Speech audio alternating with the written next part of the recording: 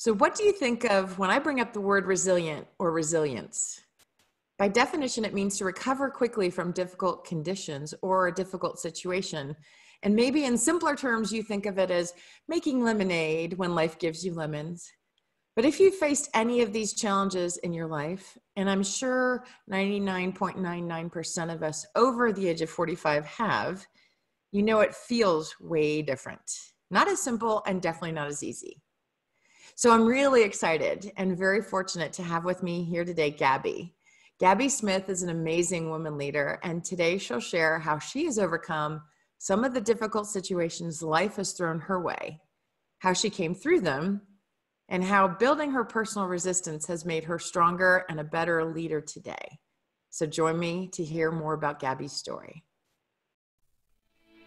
Welcome to Life Reimagined with Wendy. I believe we were fortunate to grow up in a unique time in our culture that is helping shape our lives over the age of 45. We are redefining what our lives are like today and pushing the boundaries of what a 45-year-old, a 50-year-old, a 65-year-old, or years young and true adventurer really looks like. Many of us are newly blazing trails and carving out our own purpose-driven path forward. So join me for insights and interviews that show you can face these unexpected challenges and you can come out on the other side stronger and happier. You can make your best days ahead and you can reimagine your next. Okay, so I'm going to start from the moment that I spoke with Gabbe. I was so inspired and knew that we were introduced at the right time when I needed her wisdom the most. And so I hope you're going to find her story and insights similarly significant, that's tough to say, and personally valuable. Officially, Gabbe Smith is the founder and CEO of the Gabbe Smith Consulting Group, a firm in the Dallas-Fort Worth Metroplex. That's twice these lips aren't working yet this morning, specializing in all things centered leadership, professional development, and executive coaching. But I prefer and think the next description is much more applicable to me and our discussions today. And that is that Gabbe is a true lover of life. And I love how you've taken the spin, Gabbe. Avoid her at all costs if you're a lover of mediocrity, of flying under the radar, or building tents in a rut. As Gabbe has been known to challenge and champion a small army of ordinary people to achieve extraordinary feats. She can often be heard saying, I believe that no matter what the circumstance, background, or perceived limitation, everyone has something to contribute. And if anyone can find that something, it's Gabbe. So, yay! Welcome, Gabbe.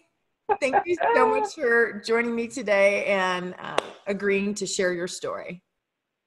Oh, it is both my privilege and my pleasure, Wendy. Thank you for having me.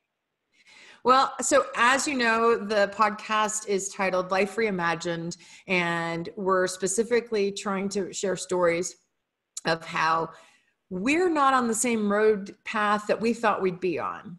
And that sometimes life throws us curveballs, or this wasn't what we envisioned, or you had a major detour. So tell me a little bit to get us started about your life and kind of what twists and turns you've had to kind of navigate that brought you to share your story with me today. Well, you know, one of the things I've told you this, I love the idea of reimagine. I have found that the older I get, there are lots of re's in my life. I want some to redo. I mean, is just, maybe that could be our next book, maybe. I mean, it is just amazing. As you were going through your intro, it made me think about sports, and it made me think about how the team, as massive as they are, they're pretty small compared to the spectators. I mean, you can have millions of spectators, but a team is limited to 11 or 20 or however many, depending on whatever the sport is. But as you were reading your intro, what I thought about is that I believe probably at least the first half of my life or more, in all honesty, I was a spectator. And even though I was living my own life, I realized that I was a spectator, that I was actually carrying out others' images, others' definitions, and I hit several critical parts of my life. And it took me a while to realize that, hey, I'm a spectator in my own life, and it is not working. It is not working at all.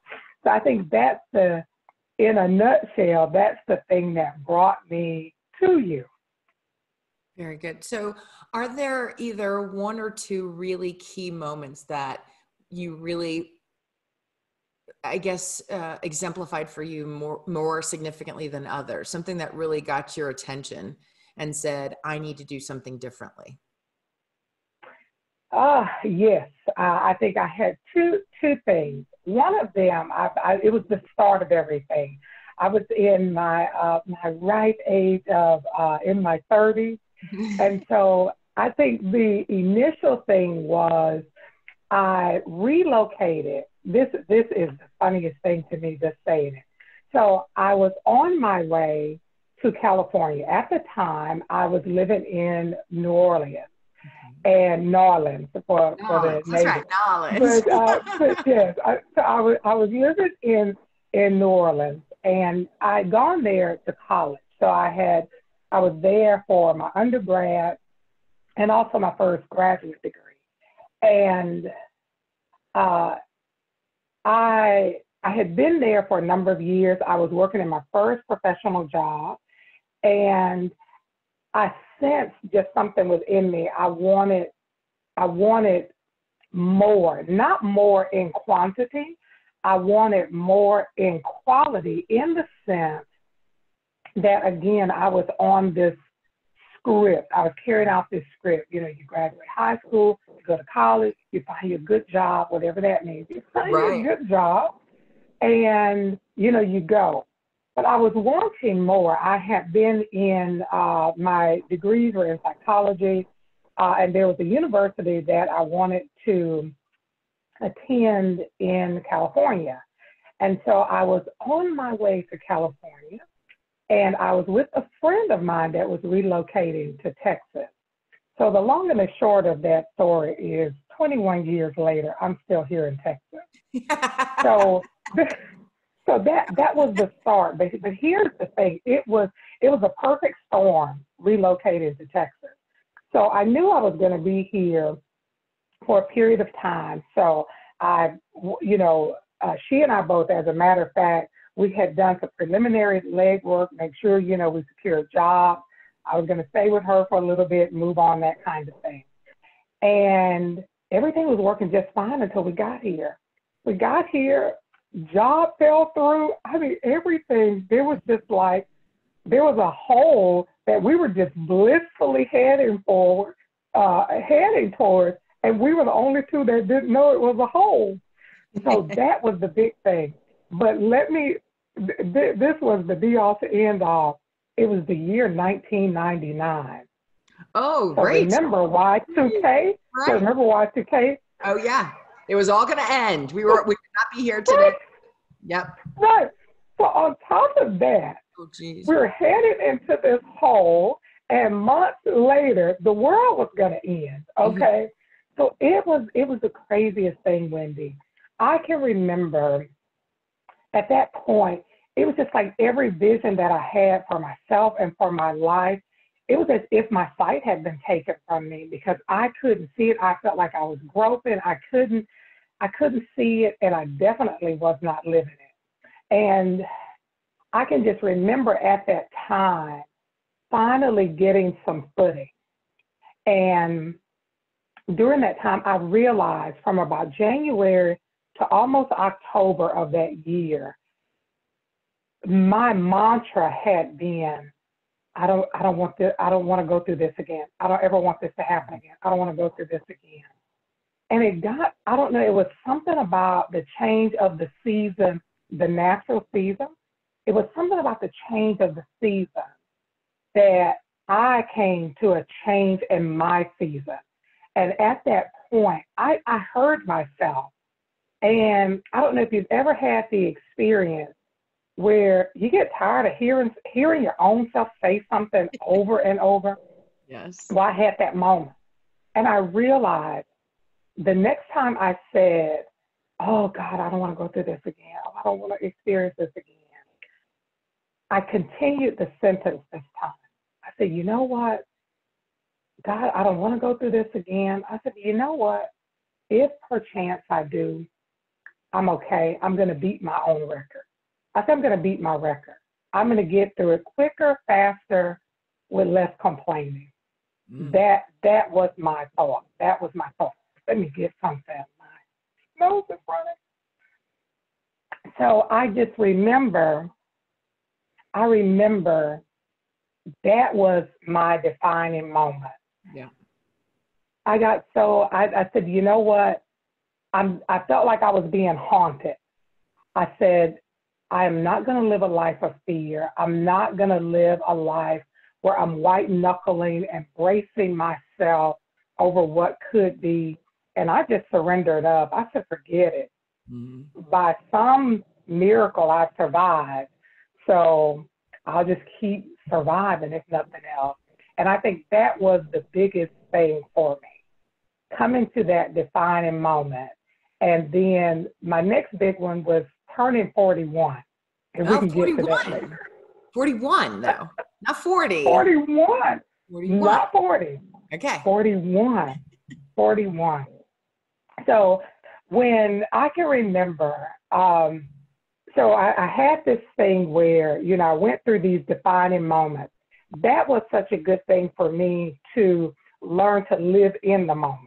That's what it taught me, because I realized before I had been wasting so much time trying not to repeat something that I was missing what was in front of me. And I can remember, so fast forwarding, going into, in my 30s, I heard, you know, there was this movement of fabulous 40s. So I could not wait. I was not bracing.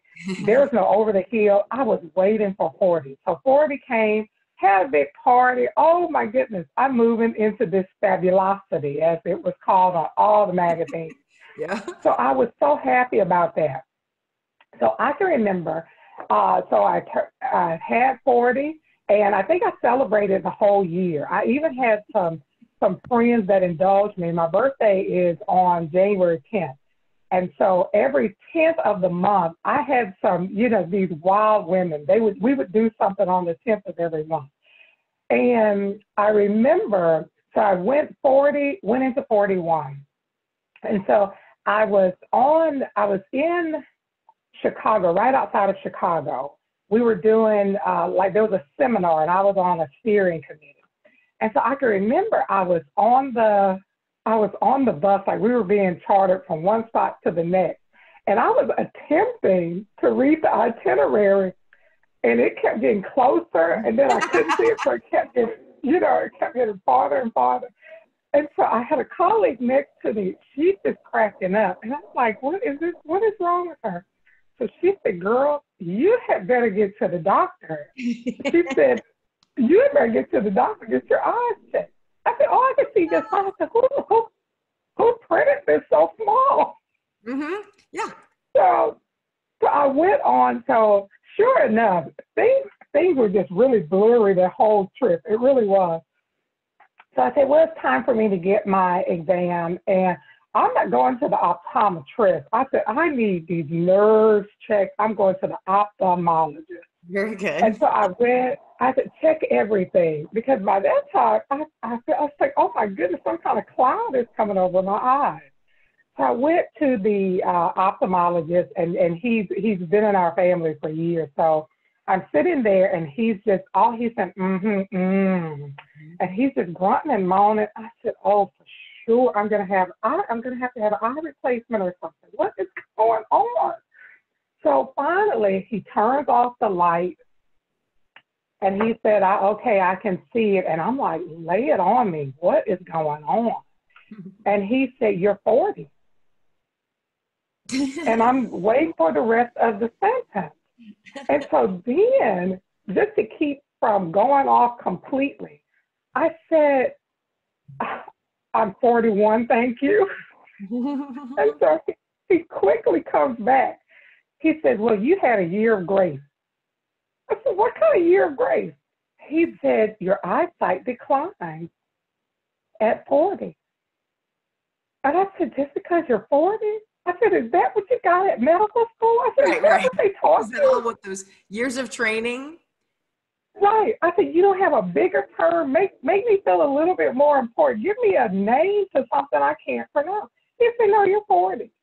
And so he writes out a prescription, and he said, I'm going to write this prescription out. He said, but I'm going to tell you now, if you feel it, I'm going to have to write you a stronger prescription for the next 5 to 8 years. And I'm just thinking, huh? He said, because your eyesight is going to weaken and weaken and weaken, you're going to need a stronger and stronger prescription. He said, then it will level off at that point, and then there you are. And I'm thinking, oh my goodness. But then he turns around, he says, you know what? I know you. He said, I believe that you can eat your eyesight back. And he said, so I suggest you go and find you some carrots and all the other stuff you all like to eat and go from there. He knows we love veggies. And that's what I did. And I still have that prescription, Wendy. I never filled it.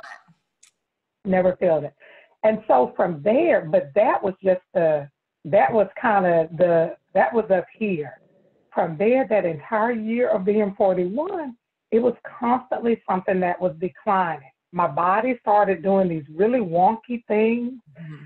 And every time I went to the doctor, it's like, oh, okay, that's right, you're 40.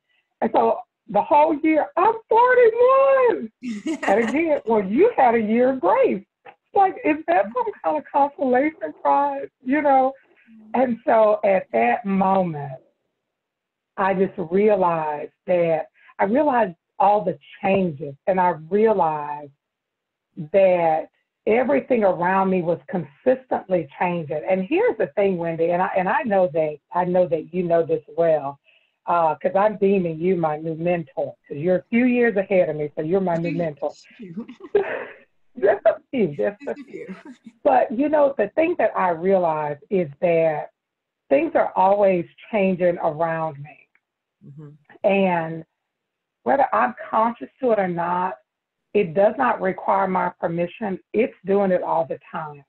Right. And at that point, I realized I'm either going to have to redefine, reimagine what life is, because my reality and my imagination, they were at odds with each other. And I will tell you, yeah, they really were. They were at odds with each other. And I'm going to tell you, reality was winning. It was winning. And so that started at that point. I decided to let go of whatever image I had of life, but more than anything, myself in my own life. I let it go. Mm-hmm. And I set out on a journey to reimagine, as you said, and to redefine how I wanted to show up in my own life and what I wanted that life to look like. And here we are. It brought me to you. And here we are. Well, yeah. And one of the things that really spoke to me when you and I first talked was I had a similar experience with my personal physician when I turned 50, and my body was going through all these changes and I didn't dig it. And his answer was, well, that's just the way it is. You're 50. And so like you, I'm not okay with that being the end all be all. So I love the fact that you ate your way to your eyesight being preserved and you still haven't filled that prescription. Right, exactly. Yeah, it's just amazing to me. So in addition to coming to this realization mentally, what about either spiritually or emotionally or even physically, any other ways that you had to really pull from within to create your new reality? Oh, everything. I'm going to tell you this. You know, I love I love that you asked me that. For me, Wendy, it required everything of me. It required everything of me, and I will say this to anybody: there's no discounted way. There are no discounts in life. There's no way to get the life you want by discount. There's no way to be whatever or whoever you imagine by a discount. It required everything of me. You know, just thinking, you know, if I was just meditating on the question, one of the things that I thought about, first of all, mentally, I think that was the first thing that I noticed mentally. Mm-hmm. But what I realized that everything that the spiritual part had already set in. So mentally, I had to be willing to let go of what I thought. Mm-hmm. And that's so much easier to say than it is to do, because we are just this composition of our thoughts. And some people say, well, no, we're what we believe. But a belief is a thought that you rehearse over and over. That's all it is. We want to believe that a belief is so much more powerful. Well, it is so much more powerful because it is a consistent thought that's just that it repeats itself until it goes on automatic pilot. So I like to start. I had to rethink my thoughts. Mm-hmm. And in doing so, it really, in all honesty, it created a crisis. It created a crisis of faith in my belief. And so I had to put myself through that process to break down my beliefs, to figure out what thoughts had constructed these beliefs that I had. And I'm going to tell you, Wendy, that was a dark time for me, mm-hmm. because I realized how many thoughts and thus beliefs I had actually adopted. Mm-hmm. I had not conceived of those beliefs and those thoughts myself.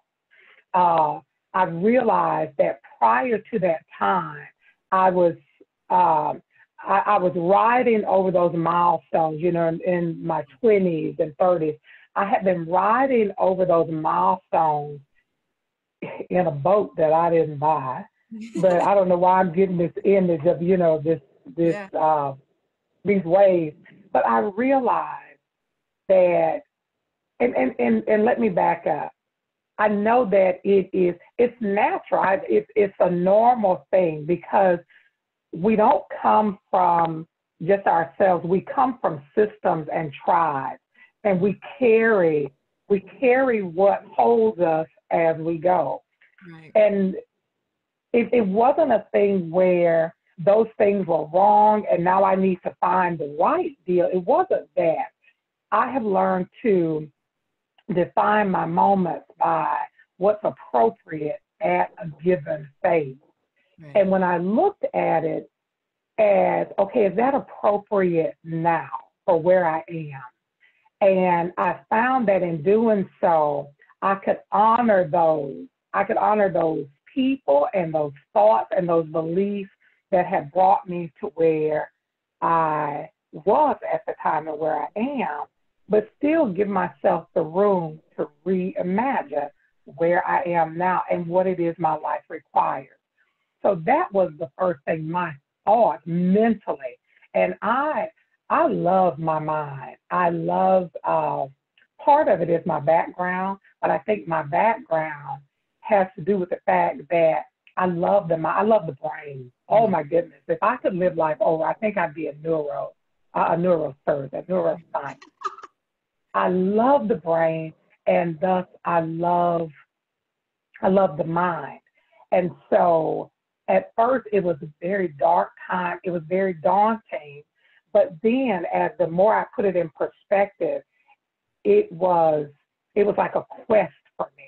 It was a quest. And I love that process of just rebooting and rebuilding my thoughts. Some things stayed, some things I just put to rest. I didn't need those thoughts anymore. I just put them to rest.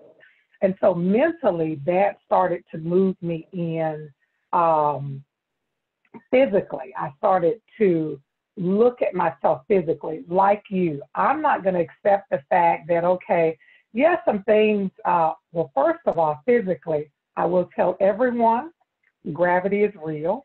Yes, it is. It is not a hoax. It's not a hoax. Don't test it. You will lose. Don't test So it. one thing, gravity is real. Yes. So physically, by me resetting myself mentally, it gave me an opportunity to look at myself physically, not just shape and form, but what was going on with myself physically. And it gave me the liberty to then go on a quest. Okay, is this something that I accept, from eyesight to everything else? The second thing, just as gravity is real, hormones are real too. Hormones are real. They don't take votes. It is not a democracy when it comes to hormones. You better get your best surfboard and just ride it out, okay? Yeah. So me coming to the belief about what my body, how I should feel, what my body should be, that just because I'm older, I should not be racked with pain or whatever the thought is. It gave me a chance to embrace the totality of my physical being. And spiritually, the thing for me, I had heard, it was almost cliche. I heard, you hear, all of the great mystics and, leaders that say, you are your spiritual being having a human experience. That is true. Mm-hmm. So, and for me, the truth for me, because that truth could mean something different for everybody. The truth for me is that, one, I cannot separate myself. I can't section myself off. I am who I am totally. And so there's no work Gabby, home Gabby, this Gabby, there's Gabby. And we got to make peace with this girl, and we got to pull this girl in, and everything needs to align. And so for me, spiritually, that's what that was.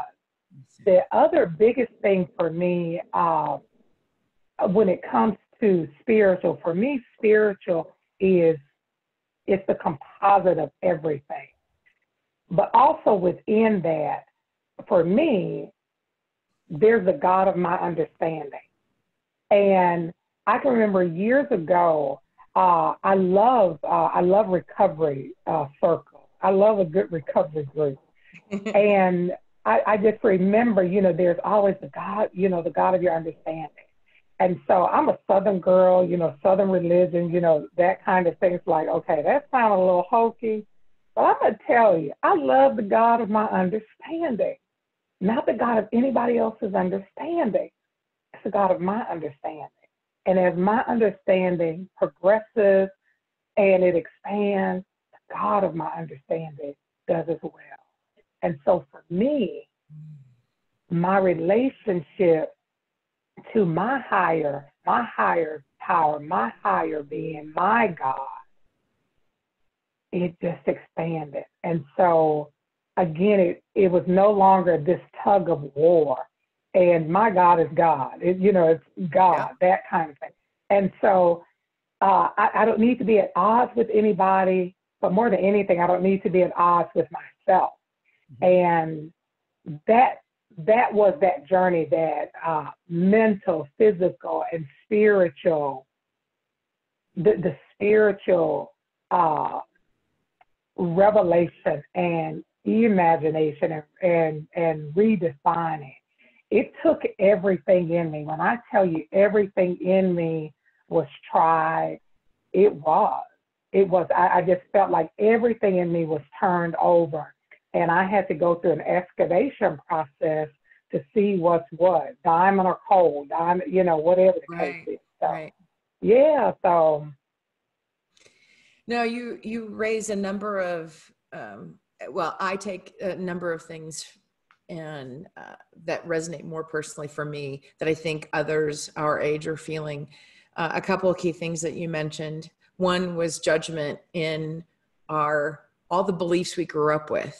And I love the fact that you remove judgment, and it wasn't right or wrong. It's just this frame of beliefs and these mores and values that you're raised with that, again, with all the best of intention, but the society and culture has changed. And so like you, I had to really go back and revisit, why do I feel like I'm limited this way because of this thought?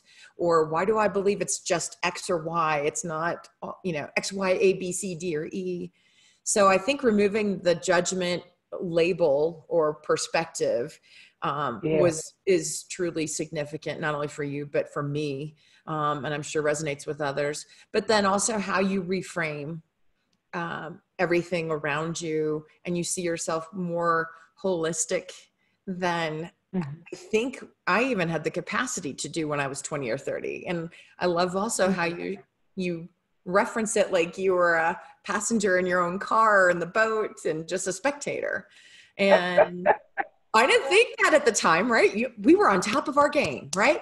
We knew everything that had to be. Yep. Oh, yeah. We had it going on. But I think that hearing your story and hearing again what I hear from others in a similar place in our life is that we've all had to go through this mental, challenging, and physical and spiritual, this metamorphosis or this evolution. And even though it was painful, I know for me, I feel much stronger, much more enlightened and happier at this stage. So tell me, what about the most surprising outcome? So now that you've gone through all this, what's either the most unexpected or surprising outcome or outcomes of where you are today? I love the way you phrased that, Wendy. I couldn't have said it any better. For me, the most surprising outcome or the thing that I received from this experience, and you're absolutely right. I hold no punches when I talk to other people about this. It was painful. At some point, I really did feel like my life was ending. I really did. Oh, and now, wow. I hadn't heard you say that yet. So, yeah. Oh, absolutely. I did. I felt like my life was ending. And in all honesty, there were times where I wanted it to. It was like, if this is what it is, hey, look here. I didn't sign up for this. Y'all can take all this stuff back. Look, nope. I was in the wrong line or something. I misheard what was going to happen in this line. Look, my fault. Let me go over here. But the thing for me is that the thing that's so surprising is that I'm so grateful that I let go, Wendy, because what I have now is life. Whatever I thought was going to be life and how it was going to go, I'm glad I don't have that. I'm glad that I had to be wrestled to the ground and have it taken from me. I'm glad I let go of it. And I believe the most surprising thing and the reward, or however I would say, the thing that I got from this is my life. I could not have imagined life as it is. Perfect, no. Without trouble, no. None of that crap. But I no longer have that expectation that if I do all these things, that I'll have a guarantee. Like if I ride this high, I'll have a guarantee that I'll stay this high. Oh, it doesn't work that way. And so I don't have that expectation. And so I don't have that expectation. And so I like what I got. I like what I got from this. And I would say the biggest gift is that I don't have regrets. I don't have regrets. And I don't know if that could be seen as a gift or an outcome, but I'm just fine with where I am. I got me out of the deal. Yep. And it was a me that I wouldn't have known otherwise. It was a me that I had not imagined. And I like it. I like it. You know, so do you have any new, and I think of them as labels. I got to find a better word for it. So adjectives, labels, descriptors of Gabbe today that you never would have seen before. Like I never at age 20 or 30 would say Wendy is a podcaster or a snowshoer. yeah. So do you have any labels? Oh, Yeah. Do you have any descriptors or adjectives? That's the word I'm looking for. Let's see. What are some new labels you picked up that you didn't think you'd have by now? You know, what's so amazing. So earlier in my years, I think when I want to say when I went into my 30s, I became the Grand Duchess, okay? The Grand Duchess. Duchess. I gotta explain this. Okay. So I don't, you know, I was, you know, moving into one of these milestones. And Wendy, I literally woke up one day and I said, you know, I just feel like I should have a title. And I said, I'm really feeling Grand Duchess, not just the Duchess, Grand Duchess. And as I got older, I became the Great Grand Duchess. Great Grand Duchess. So again, you know, I have this remarkable tribe. You know, they just went with it. And so I have all kind of things monogrammed with Grand Duchess and all this kind of stuff. And it was, I would say that was my era of empowerment, where I just started to come into myself and just really feel my own skin.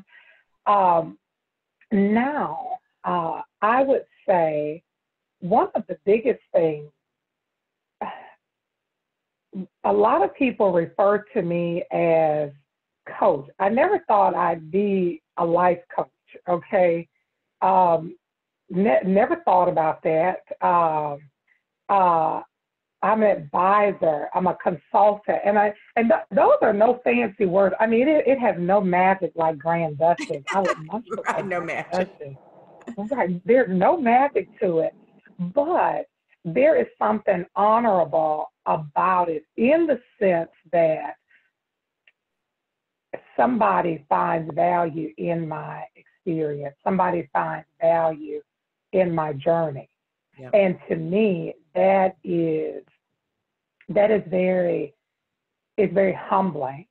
And for me, that's even more admirable than my royal title. I agree. I have crowns and everything, Wendy. It's something. I'll wear one next time. Okay, but next time I'll wear one with crown. But I think it's just, and here's another funny one. I thought of, you know, when you asked about that, growing up, my name is Gabrielle. Growing up, I was never called Gabbe. No. Never, okay? I was never called Gabbe. First of all, at the time, my name was unusual. It was not a common name. There are Gabrielles and Gabriellas everywhere now. But at the time, I think I went through at least high school, never encountered another. Never, okay? So I can remember being in school, if I needed to be called, you know how they would call you over the PA, right. They would either call me by my first or last name. There was no other in the school, ever. And so growing up, I was never called Gabbe. I had a family name that my family called me. And it wasn't until I got into my 30s and my 40s that people started calling me Gabbe. And so when they call me Gabbe, I'm looking around for this little cute girl. You know, it just sounds so cute and tiny. It sounds tiny. I'm not tiny. So I'm looking around, it's like, oh, me. So that's one. But now what I've noticed the past few years, everybody calls me Miss Gabbe. Oh, Miss Gabbe. They call me Miss Gabbe. Oh. And I'm like, well, why are you calling me Miss Gabbe? So, but I let them. They just seem so fond of it. And even though I say, oh, well, you can just call me Gabbe. Okay, thank you, Miss Gabbe. And it's not, and the thing about it is it's not younger. not just younger people. I have older peers, or they call me Miss Gabbe. Which just must fit. Huh? It just must fit. Must fit you very well. It fits. And I think it just goes back to that, it goes back to that thing of somebody having something to contribute. Mm-hmm. And I like that. And that's plenty for me. Yeah. You know, because the one of the things that I will say as well, as I have gotten older, what's more important to me is to be heard. I don't care if you ever see me, it's to be heard. Mm-hmm. And I like that. So that's how I see it.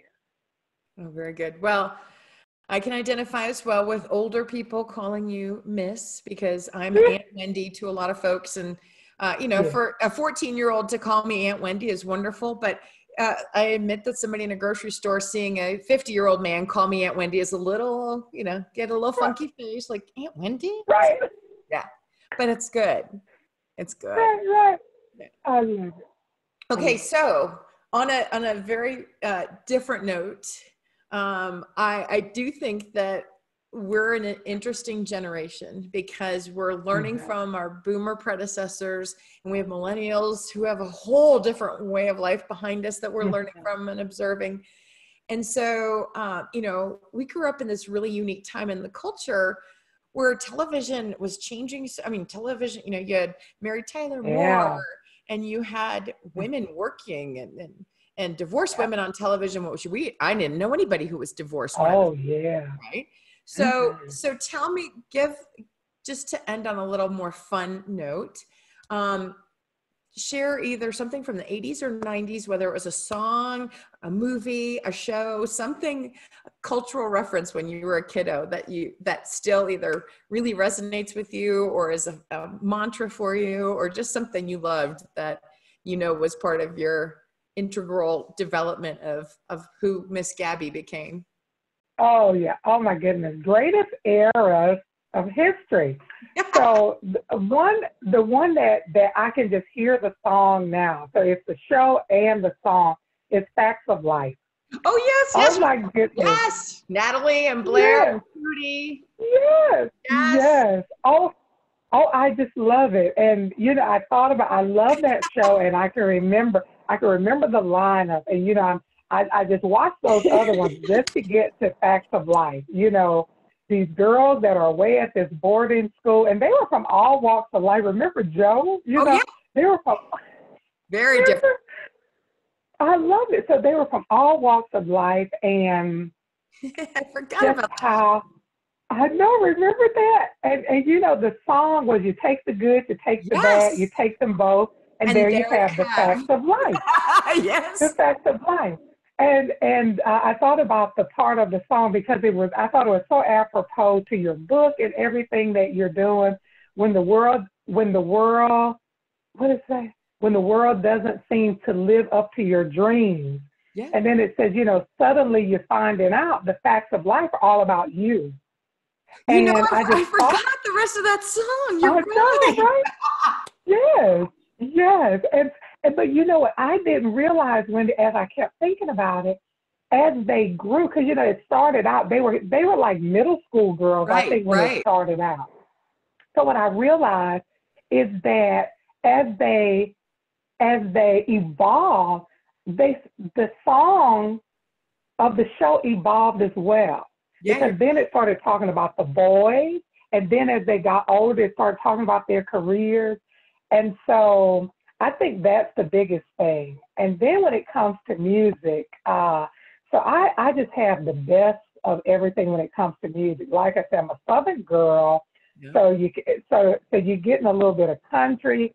I'm in a rock generation. There's R&B, and I went to such a diverse school. There are very few songs I cannot relate or dance to. So I just loved it, So I just thought about, I remember Duran. I remember Boys to Men. Oh, yeah. I thought about, everything. I thought about the country artists. So it was just so fun, just even thinking back to those eras. I loved it. I loved it. So that was fun times. And then the other thing I thought about with the shows, remember we went from, like you said, Mary Tyler Moore, which I love, the Mary Tyler Moore show. I remember Julia. And then we started getting into MTV. Oh, right. And I remember, right? That was that was a marker in our life growing up. It was. When you could get MTV, it was like, you've got to get your hands on it. Yeah. Right. Oh, I remember that. And I remember Friday nights, my best friend and we made sure all chores were done. Because on Friday night, MTV was on. They did the countdown. She and I were on the phone, So, I just loved it. I loved it. Yeah. So, yeah. So I love those times. Well, I just think it was a very unique timestamp for us. And I think it's, for us, it opened up a lot of doors and opportunities that we might not have ever seen at that stage. So. I agree. Yeah. Yeah. Well, we were cutting edge, Wendy. Cutting edge. Cutting edge. That's right. Well, Gabbe, thank you so much for sharing your story. For, again, I know we were connected at this time in our lives. I wasn't ready for you before now.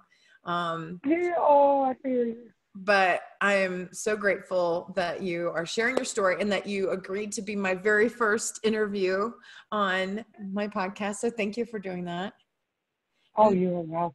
And anything that we missed of your story that you want to make sure we close with or include? I think the biggest or parting thoughts. The biggest thing I think of my story is I think it's the History Channel. I love their slogan, and it is so true. And it's one of the things that I have gone back to over and over. And so the slogan to the History Channel is where every life has a story. And I think that anyone listening to your podcast and reading your book, that is the takeaway, that every life has a story. And even though you might be in a chapter or even a paragraph and you can't see past that, your life is a story. And one of the things that I would say that I have really come to understand, that all of those years that we talked about, Wendy, even MTV and all of those things, and it makes my heart smile when I just think about it, that all of those periods of your life, the fun times, the sad times, the dark times, all of the times of gains, the times of losses, all of those things. And one of the things that I do know, particularly with the work that I do, is that there are real bona fide trauma. There are traumas in people's lives. But one of the things that me included, one of the things that I will say, and I promise, if you just keep going with your story and you take the pen and you start writing your story, that there will not be a part of your life that does not inform, that does not empower the next phase of your life. And that is, if there was a promise that I could make, that would be a promise that I would make. I've seen it so many times in my life and other people's lives. And just keep writing, take the pen and you keep writing your story. You write your story. And the one thing that I want to add for you, Wendy, I just think, you talk about a work. You have been given, you are a gift, one. Wendy, you are a gift. And you have an incredible gift. And this time, I think that there's a scripture that I love. I believe that this is the fullness of time for you. That this is a time where not just me, but there are so many women, but there are so many humans that need who you are and what you have, and they need it exactly the way you give it. And so the thing that I would tell you, continuing forward, you be completely you, unapologetically, without explanation. you keep moving forward in who you are, because who you are is the gift. And anything that you bring, whether it be podcast, books, whatever it is you want to do, that'll be the gift for the moment. And so I just appreciate who you are, but more than anything, I appreciate you sharing your story. It's hard to share your story. It is. Because when you put your, yeah. It is. It's hard to share your story because you share your story knowing that there will be people like me who are 100% grateful, who will take what you have and just use it to catapult forward and to help others to catapult forward. But you also know that there are going to be naysayers. Yep. Yeah, you know, but I will tell you this. There are more of us than it is of them. Yeah. And I remember one thing in when I was in college, our college president, if you saw him once and you heard him say this once, you heard him say it 1,000 times. He said, "You know what, Gabby?" He said, "The critics are in the gallery. The critics are in the gallery. We're in the gladiator pit. They're in the gallery." That's right. And so I find it so amazing how those who are only spectating, we started on spectators, we end on spectators. It's those who are spectating, doing nothing, eating the nachos with cheese and hot dogs and drinking the beer. Yep. They're the ones with all the opinions and telling you how you should slay the next dragon. So you know what I say to them? Absolutely nothing. They're not worthy of our words, Wendy Deacon. So you keep moving forward, girl. You are a mighty, mighty force. And I just love you for being you. Thank you. Well, okay, so we're going to end then with challenging everybody who's listening to pick up their pen and not worry about the gallery, but to write their story and captain their next chapter. That's right. That's right.